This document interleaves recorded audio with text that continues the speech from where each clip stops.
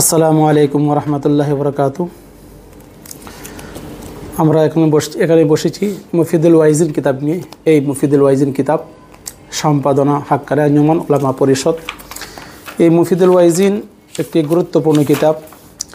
এই মুফিদুল ওয়াইজিন মধ্যে যে সূচিগুলো রয়েছে এগুলো আপনাদের সম্মুখে আমি পাঠ করছি।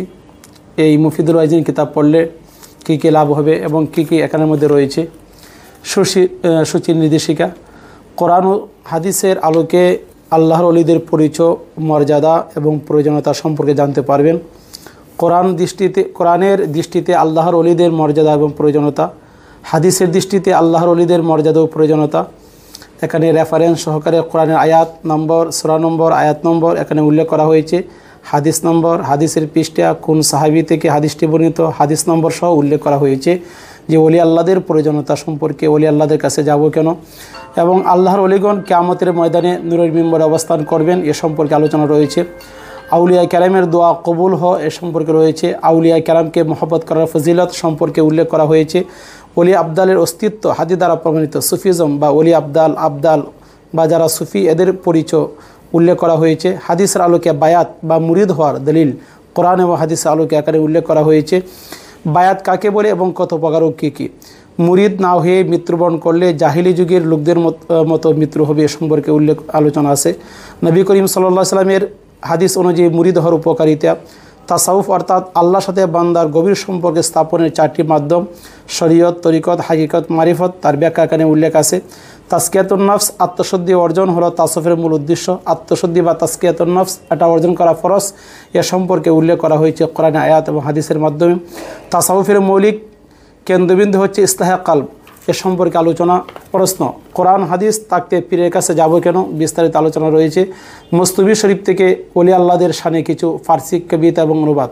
আল্লামা জালালউদ্দিন রুমি রহমতুল্লাহি আলাইহি যে মুস্তাফি শরীফ সংকলন করেছেন এখান থেকে ফার্সি কবিতা এবং তার অনুবাদ, আউলিয়াদের সম্পর্কে, ওলিদের সম্পর্কে এখানে উল্লেখ করা হয়েছে এবং ফার্সি কবিতা এবং তার অনুবাদ। প্রশ্ন: কোন ধরনের পীর বা মুর্শিদের নিকট বায়াত মুরিদ হতে হবে? আমাদের দেশে কত পীর আছে, কত দরবার আছে? হাক্কানি পীরকে, তার পরিচয় কী, তার পরিচয় এবং তার আলামত এবং হাক্কানি পীরের নিদর্শন এখানে উল্লেখ করা হয়েছে কোরআন হাদিসের আলোকে।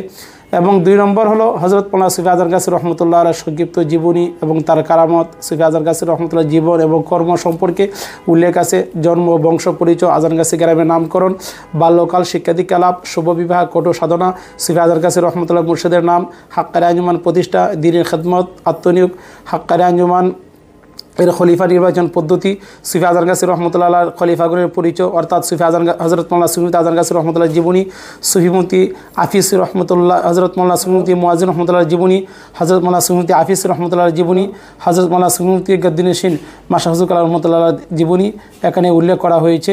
এবং 5 হুজুর কেবলার জীবনী এবং তাদের নাম এবং তাদের পরিচয়, শিক্ষা দীক্ষা সব কিছু এখানে উল্লেখ করা হয়েছে। এবং সুফি আজহার গাছী রহমতুল্লাহ কারামত, অনেক কারামত রয়েছে। সংক্ষিপ্ত আকারে কিছু কারামতের কথা এই বইয়ের মধ্যে উল্লেখ আছে। হযরত মুহাম্মদ সাল্লাল্লাহু আলাইহি সাল্লাম থেকে নিয়ে হযরত সুফি আজহার গাছী রহমতুল্লাহ আলাইহির তরিকার সাজরানামা এখানে উল্লেখ আছে। হযরত মুহাম্মদ সাল্লাল্লাহু আলাইহি সাল্লামের ও হযরত উমর রাদিয়াল্লাহু তাআলা আনহু সুফি আজহার গাছী রহমতুল্লাহর বংশ পরিচয় এখানে এবং সাজরানামা উল্লেখ আছে। 25 শতাব্দীতে মুজাদ্দিদ আবিবার এবং গুণাবলী, শর্তাবলী, সুফি আজহার গাছী রহমতুল্লাহ জামরার মুজাদ্দিদ, তার প্রমাণ দলিল এখানে উল্লেখ করা হয়েছে। মুজাদ্দিদের শর্তাবলী, গুণাবলী উল্লেখ আছে।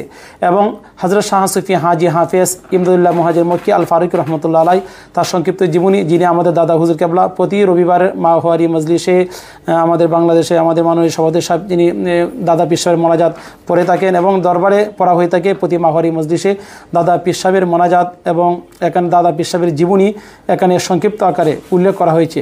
দাদা পীর সাহেব জীবনী এবং হযরত মাওলানা ফজলুর রহমান গঞ্জে রহমতুল্লাহ আলাইহি সুফি আজহার গাছী রহমান মুর্শিদ তার জীবনী উল্লেখ করা হয়েছে।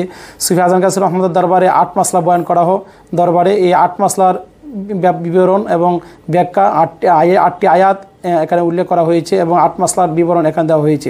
এবং হাক্কানি আঞ্জুমানের যে মূল স্লোগান বিনা পয়সা দিন দিনের শান্তি এবং মঙ্গল, এর সম্পর্কে অনেকে জানে না। এর সম্পর্কে বিস্তারিত উল্লেখ করা হয়েছে। ধর্মীয় কাজের বিনিময়ে পারিশ্রমিক গ্রহণ করা সম্পর্কে কোরআন হাদিস আলোকে দলিল, খতমে তারাবি নামাজ পড়িয়ে পারিশ্রমিক দেওয়া নেওয়া সম্পর্কে আলোচনা আছে। তারাবি নামাজ মুত্তাকিমের পিছনে পড়তে হবে সম্পর্কে উল্লেখ করা হয়েছে। হাক্কানি আঞ্জুমানের দিক নির্দেশনা উল্লেখ করা হয়েছে। সুফি আজহার গাছীর নসিহত এখানে উল্লেখ করা হয়েছে এবং হাদিয়া এবং পারিশ্রমিকের মধ্যে পার্থক্য কি সম্পর্কে উল্লেখ করা হয়েছে। সন্দেহযুক্ত বিশ্ব থেকে বেঁচে থাকার ব্যাখ্যা এবং গুরুত্ব উল্লেখ করা হয়েছে সম্পর্কে আলোচনা। হালা হারাম যাচাই বাছাই করতে হবে কিনা একটা প্রশ্ন, তার উত্তর দেওয়া হয়েছে। কারণ হাক্কানি আঞ্জুমান দরবারে হালা হারাম যাচাই বাছাই করে থাকে। হারাম মাল দ্বারা নেকির কাজে ব্যবস্থা করা শরীর সম্মত কিনা, চুক্তি বা অ্যাডভান্স নিয়ে ওয়াজ করা জায়েজ আছে কিনা এ সম্পর্কে আলোচনা আছে। হারাম টাকা দান করলে সব পাওয়া যাবে কিনা এ সম্পর্কে আলোচনা রয়েছে। দান করার 10টি শর্ত যা পালন না করলে আল্লাহ দান কখনো তার দান কবুল করবেন না। 10টি শর্ত 10টি কোরআন আয়াত এখানে উল্লেখ করা হয়েছে। এবং হারাম মালে নির্মিত মসজিদের বিধান, হাক্কানি আঞ্জুমানে সাদা জায়নামাজ কেন ব্যবহার করে, নকশাদার কাপড়ে নামাজ আদায় করা নিষেধাজ্ঞা, সুফি আজম গাছের রহমত দরবারে নির্দেশ এবং হালাল উপায়ে ব্যবসা বাণিজ্য করার জন্য শরীয়তের নির্দেশ উল্লেখ করা হয়েছে।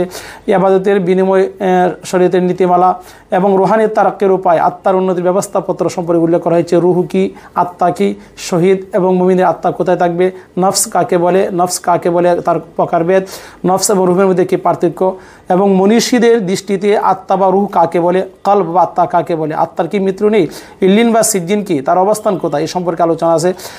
এবং নফস কত প্রকার কী কী, আত্মার বেদি এবং চিকিৎসা সম্পর্কে উল্লেখ করা হয়েছে। আত্মার চিকিৎসার জন্য 5টি জিনিসের দরকার আলোচনা রয়েছে।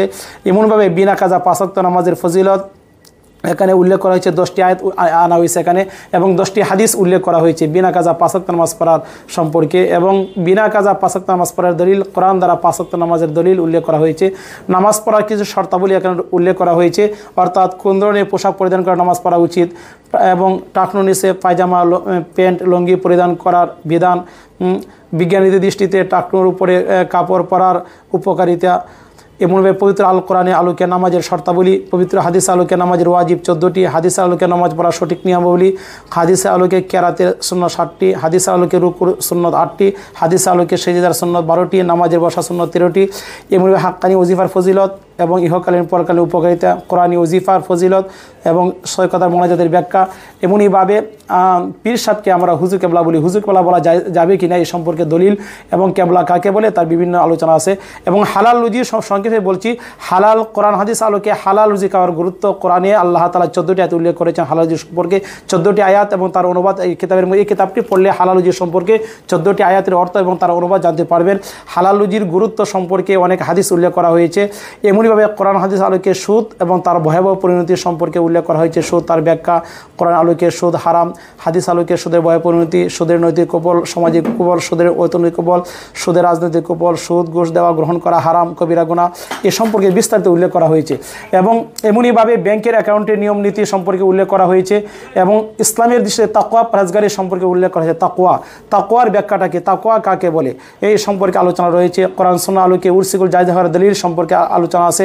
5টি কালিমা, কালিমা শাহাদাত, কালিমা সুবহানাল্লাহ, কালিমা লা হাওলা, কালিমা তাকদিস, কালিমা ইস্তিগফার, সূরা ফাতিহা, ইখলাস, ফালাক, নাস ব্যাখ্যা উল্লেখ করা হয়েছে। মরসিয়ার ব্যাখ্যা উল্লেখ করা হয়েছে। এমনইভাবে মরসিয়াতে আমরা পড়ি, মরসিয়া হাদিস কোরআন আলোকে মরসিয়া পড়া জায়েজ আছে তার দলিল এবং মৃত্যু সম্পর্কে আউলিয়া কেরামের বাণী, কোরআনের বাণী এখানে উল্লেখ করা হয়েছে। মরসিয়ার প্রত্যেক শব্দের ব্যাখ্যা আপনি জানতে পারবেন এই বইটি পড়লে। মুবারকবাদী শব্দের প্রত্যেকটা ব্যাখ্যা আপনি জানতে পারবেন এই বইটি অধ্যয়ন করলে। এবং দুরূদ শরীফের ফজিলত, বিশেষ করে হাক্কানি দুরূদ শরীফের ব্যাখ্যা বিশ্লেষণ এখানে বিস্তারিত উল্লেখ করা হয়েছে। উরসুগুলের শুরুতে এবং শেষে 2 রাকাত নফল নামাজ সম্পর্কে আলোচনা রয়েছে।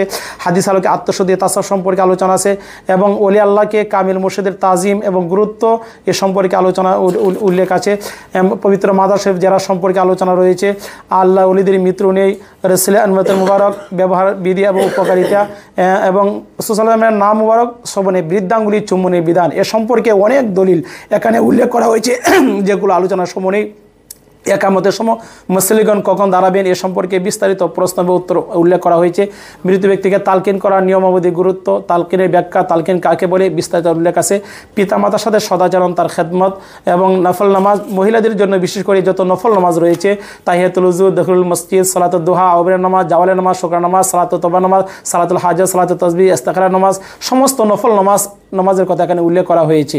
এমনিভাবে আপনার আশুরার রোজার ফজিলত, সমস্ত যত রোজা রয়েছে হাদিস দ্বারা প্রমাণিত সমস্ত রোজার কথা এখানে উল্লেখ করা হয়েছে। রোজার ফজিলত, শবে বরাতের রোজা, শাওয়াল মাসের 6 রোজা, এই রমজানের রোজা রাখার পরে এই ফজিলত উল্লেখ করা হয়েছে।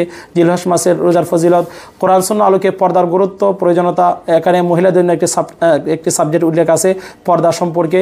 এবং ঈদে মিলাদুন্নবী সাল্লাল্লাহু আলাইহি সাল্লামে মিলাদ, ক্যাম, সালাম প্রসঙ্গে এখানে বিস্তারিত প্রশ্ন উত্তর আকারে যে ঈদে মিলাদুন্নবী কাকে বলে, ঈদে মিলাদ মিলাদুন্নবী পালন করার কোনো দলিল কোরআন আছে কিনা, ঈদে মিলাদুন্নবী পালন করার কোনো দলিল হাদিস আছে কিনা, মিলাদুন্নবীর সঙ্গে এই শব্দ যুক্ত করেন কেন, ইসলামের জন্মদিন পালন করা কি জায়েজ, এটাতে ইহুদি পালন করে তাকে প্রশ্নবে উত্তর দেওয়া হয়েছে। খোলাফায়ে রাশিদিনদের যুগে অর্থাৎ প্রসিদ্ধ 4 জন সাহাবীর যুগে মিলাদুন্নবী পালন করার নীতি প্রচলন ছিল কিনা বিস্তারিত এখানে উল্লেখ করা হয়েছে। অতএব এই বইটি এবং মুহাম্মদ সাল্লাল্লাহু আলাইহি সাল্লামের এক নজরে মুহাম্মদ সাল্লাল্লাহু আলাইহি সাল্লামের জীবনকাল, তার মাক্কি মাদানী এবং জীবনকাল এখানে বিস্তারিত উল্লেখ করা হয়েছে। 4 পীর 14 খানদানের পরিচয় এখানে উল্লেখ করা হয়েছে। অর্থাৎ এই বইটি যদি আপনি পড়েন, একজন মানুষ সে আখিরাতে মুক্তি পাবে, এই আমল করে সে একজন জান্নাতি মানুষ হতে পারবে এই বইটি পড়লে। অতএব আপনারা মেহেরবানি করে মুফিদুল ওয়াইজিন কিতাবটি হাক্কানি আঞ্জুমান থেকে আপনারা সংগ্রহ করবেন। আল্লাহ পাক রব্বুল আলামিন আমাদেরকে সকলকে বইটি সংগ্রহ করার, এই বইয়ের উপর আমল করার আল্লাহ পাক আমাদেরকে তৌফিক দান করুক। আমিন।